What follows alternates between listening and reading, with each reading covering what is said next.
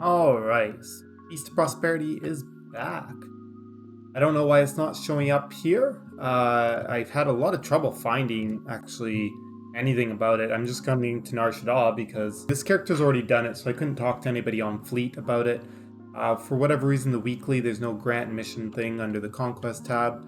So I'm just showing up here and I'm going to figure out where I can find all the missions and stuff. One thing that's interesting about the Feast of Prosperity event is you can't actually do all of the event missions every day. So they've got kind of like tiers of missions, and they've got missions that are set up to be done across different days. So they've got like a world boss mission that they add a new world boss each day the event's out. And then the other thing too is like this, to do the weekly, you know, they've got an easy and a hard mission for the lunch service, dinner service, stuff like that. I like just doing the easier one of the two and then just waiting for it to reset. The hard one can be really annoying to finish. So you can see experienced chefs, that's the difficult one. We're going to avoid doing up for the hard ones so far. Here's all the weeklies. So Cantina Rush, so complete Cantina Rush dailies 0 to 3. So as I said, you don't have to do the hard one. You can just do the easy ones. Same thing with kitchen duty, of course. You can just do the easy ones and spread out over 3 days. And then completing weekly missions, well, it just completes itself when you complete the weeklies. And then completing the world boss. Again, there's 3 of them. What's going to happen for doing the world bosses is generally, depending on what server you're already on, now me being on Steel Shan, it's endgame. I think it's LFG on Darth Malgus. I think Starforge is allies. One of those, LFG or allies. You'll see that there'll be people recruiting at endgame. Usually not on Gen Chat, but sometimes they'll recruit in Nar Shaddaa on Gen Chat or the Fleet. But I'd look for the special channels more often than not. The very first time I did Feast of Prosperity, I remember you could talk with the huts. You could, there's a bit of politics and maneuvering between them, deciding who you want to support, whose idea of what the feast is supposed to do. So again, there's nothing for me to pick up here. We can go back to Nar Shaddaa again. So my little trick that I like to do, we're just gonna go abandon you. Go back to this just allows me to skip the whole orbital station walking through the spaceport thing. I can quick travel immediately when I land on the planet. 2 quick travel points, Promenade or Cantina, are very similar in run distance, so pick whichever one you happen to hover over first. So this one, basically, they just guide you along to cooking. They kind of give you these.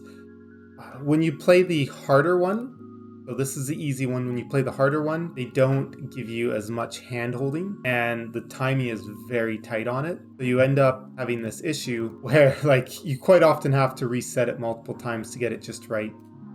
Tip on the throwing thing, make sure that you're a little bit away from the object. Don't try and throw too close to yourself. It can really mess up. You want to make sure that you can tell where the mission is on your mission area up here, because that's going to tell you what you need to do next. It's not always super obvious what lights up. As I said, it's definitely quite easy to throw items from across the room. Now, if you're going to be doing this on multiple characters across all your different accounts, it's probably not a big deal. You're going to start memorizing where everything is. You're going to start saying, oh, I know where all the items are in the area, and it'll be a lot faster, and it's totally worth it. But if you're only going to do it on, a couple times, it's just not worth it, because trying to memorize where everything is to get the timer beat is very difficult. And then we can add our seasonings, especially for this easy one.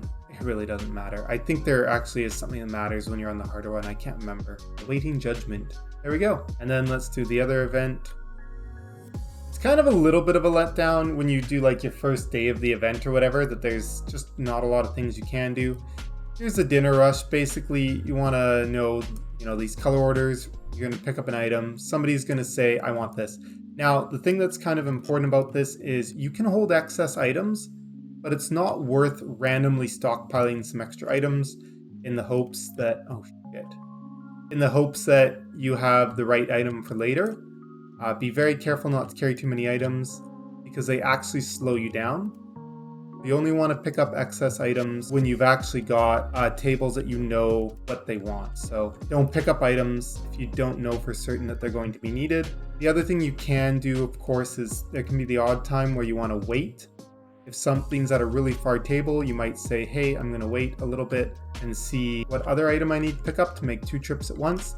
But if the tables are pretty close, you really don't want to do that. So that's really when we're talking about the dinner rush that you're going to need to use some of these extra tips. When we're just doing the lunch here, it's very forgiving. you can just go pick up one item at a time, and you're still going to do just fine. That purple though way in the back, so I'm going to wait a few seconds and see what an extra one's going to be. And it happened to be another purple. Just because it is such a long walk. Again, it's just worth trying to stock up. Come on. Ah! Things a little glitchy sometimes. It doesn't like to click too well. Yes, this is exactly what the hero and savior of the galaxy wants to be doing. You want to be controlling a little droid to bring items to dinner tables. I save the galaxy and I run the Alliance, but you know, don't worry. Take some time out of your day to be a waitress. Thankfully, it doesn't actually matter in terms of how well your Alliance runs itself and how much the galaxy is fucking itself over continuously. So, you know, everybody can just wait for you to do this stuff while they go get wrecked. There we go. Finished it just like that. So, very easy to do. If you want to do the harder ones, you'd really want to look and see if they're worth it or not. Or, you know, you can just watch and see. Go in here. This is going to take a while. Quite a bit of a longer mission. It's usually better to drop stuff off as you go, just because you get faster every time you drop an item off. Strafing, extremely useful. But you can see stuff as you are going around. Whoa, what? The character sheet. I never tried opening the character sheet before. It was a total accident I did right there. That's hilarious that that's the character sheet. First time I did this, I messed up by putting meals on my plate and just like in case they popped up. And then I was just super slow as a result. So as you can see, we're not actually done yet. Preparing second course. Ah! That was a horrible thing to wait for, to get a blue across the room. Barely going to save any time by trying to be efficient here. You win some, you lose some. When you're so far ahead, you have to make that decision. Do I just go and deliver it right now, or do I actually wait to see what else is going to pop up? There we go. Third course. You know what I mean? This is just so time consuming, so long. I could have just waited for another day and done the easy one again. I have to say though, in general though, just the notion of this event pisses me off. The fact that I'm a fucking badass savior of the galaxy, all this stuff, and here I am piloting a fucking droid to serve dishes. Like, yes, I enjoy all the cheering and the fact that, you know, there's the spirit of like giving and stuff and prosperity. But seriously, this is not the right way to do it. Oh, finished it, but that last one was a blue. Ah! Oh, crikey. What? Fourth course? Is this what's going on? Oh my gosh. What? That was weird. That was glitchy. Definitely using your keyboard and your mouse separately is going to make this a lot easier. Then you can control your camera while strafing and stuff. The pressure's on. The heat is getting to me. Oh no. I must take this event so seriously. Not gonna make it otherwise. We're gonna fail our perfect score. Unironically, I am thinking that this is so dumb. There we go. So, for the amount of time we've invested to just tick forward, so 1950 points with the bonus. You know, it's just not a nice amount of points. Doesn't really do much for us for how much difficult that is to tick our weekly compared to if we want to just wait. So really, from a time efficiency point of view, if your only goal is to, you know, be time efficient because you don't have 40 hours, 70 hours in the week to play or whatever, 40 I guess. Now we're going to see, notice how there's actually a timer and everything's like lit up. It makes it a lot harder to figure out, I need bloat something, bloat groat, I think it's this one. Nope. So see, I'm going to fail it because I don't have all of these item locations memorized. They don't handhold you, they don't guide you through it. It's going to take a lot more tries. That's why, under normal circumstances, I just skip this one. You can, before you start, take a look. Look, here's the bloat board that I was trying to find. A slimy Vel slug, earthy glow shrooms. There's a couple items over here. Saw's juice, Nexu tongue. Do I remember these? Probably not. So, Vorm fruit. There. See, and it changes too. You gotta be careful about that.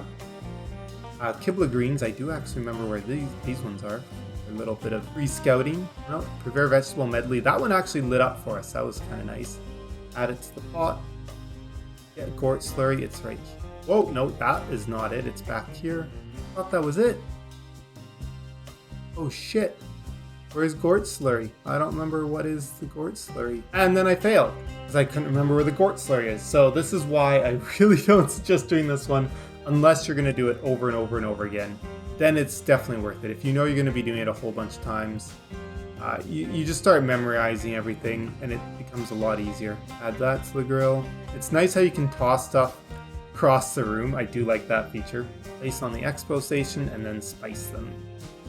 We are going to go for straight up crushed black hole pepper. Wait, what? How come this isn't working? Oh, I can't pick 3 of them in a row? What? I don't know what I was supposed to do there. Oh, god damn it. See, this is what I hate about this mission, is you get right near the end and then you screw something up and you get kicked out. That was like a slam dunk. So the one thing though, if you are going to do this, run them back to back while it's still really fresh in your mind where all the ingredients are in the room. So, oh, it says rich hardiness, saltiness, so that's salty. Add the special seasoning. And then this is rich deep hardiness. I didn't even notice over here.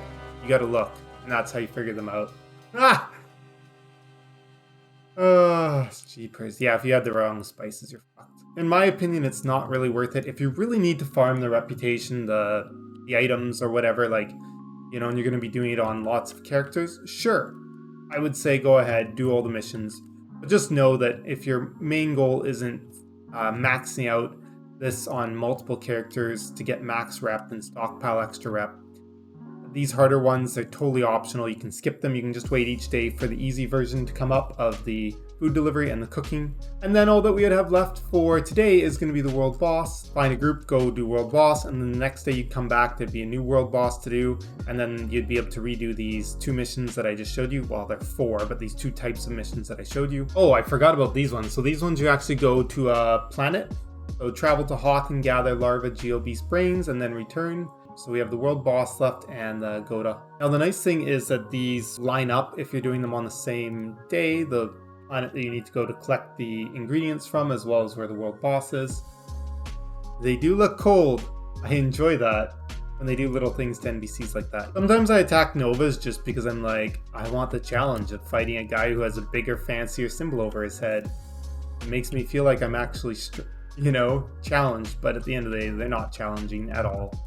They're never actually that hard to beat. Hey, look at that. Somebody's actually recruiting for Snowblind. So I might as well ask for an invite in endgame chat there. That is not a 15-man group. That is a 9-person group. Like, we have a 15-man party. No, you don't. You have 9 people. Oh, this is perfect. I brought friends for us to play with while waiting for Snowblind to come back. And somebody just died. Really? Somebody actually died? Oh, that person's a tank. They just AoE taunted. Okay, so we got at least 3 tanks in the group I'm going to go with. Nice. Hoth Annihilation. I have no idea what that achievement is. It just gave it to me because I killed things. I'll take it though. Oh, this is amazing. I love how he's like, I will pull Snowblind closer to all these other enemies. There we go.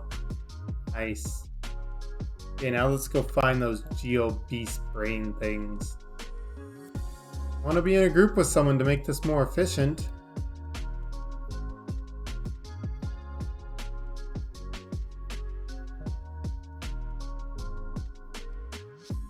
And he's not coming, the guy that I invited to group. Dude, I found you one! You didn't want to come. Now, the other thing you can always do is you can always transfer instances. So changing instances is a good way to get more kills if you're finding that they're all dead. I haven't... Stompclaw? I want to kill him. What is he? He's like a world boss. You companions can't fight him. Overwhelming. Interesting. Boss immunity. Yeah, I didn't know he was actually like a boss. That's cool. I've never encountered him before. I think that might be all 5. Nice. So, that's the end of the Feast of Prosperity event. I apologize this video is not 100% up to my normal standards, but it's mostly just because I really think that the things that they give you outside of the story part of this event are really dumb. I really don't like the majority of the missions. I do like the fact that it brings a world boss hunt into popularity for a little bit. It is enjoyable that you get to have all these world boss hunt groups, and yeah, that part's pretty good. And so is the story when you're dealing with the two huts and the back and forth. I do quite enjoy that as well. But yeah, otherwise these daily missions that I was showing you, the cantina rush, the dinner making, pick up a few ingredients from the planet.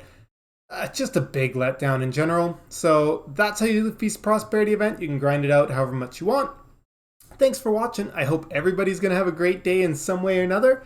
And also, I do have a Patreon page, so totally appreciate it if anybody's interested in signing up. Right now I have no tiers. It's very simple, just, whatever you want. But might give some rewards if anyone wants to make a larger contribution regularly. Again, thanks again. We'll see you in the next one.